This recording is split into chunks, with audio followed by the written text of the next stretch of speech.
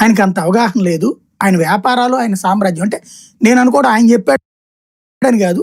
నాకు ఆయన మైండ్ రీడింగ్‌ని బట్టి, ఆయన మాట్లాడే తీరు గాని, ఆయన ట్వీట్లు, జరిగిన పరిణామాలు చూస్తే నాకు అనిపిస్తున్న తీరు అక్కడ.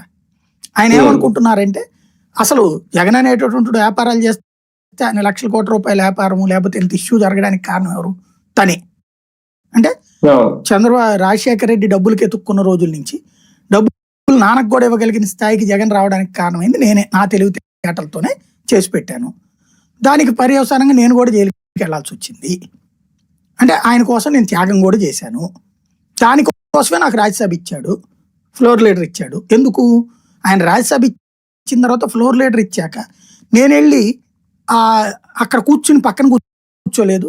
నేను వెళ్ళి బీజేపీ వాళ్ళతో ర్యాపో మెయింటైన్ చేసేసాను. మోడీతో డైరెక్ట్గా పేరు పెట్టి చనువుతో పిలుచుకునే పరిస్థితి ఇచ్చాను. అట్లాగే అమిత్ షాతో డైరెక్ట్ కూర్చునేంత స్థాయికి నేను వెళ్ళిపోయాను. అదంతా జగన్ వల్ల కాదు వచ్చింది, నా చొరవ వల్ల వచ్చింది, నా దూకుడు వల్ల, నా దూరుడు వల్ల వచ్చింది.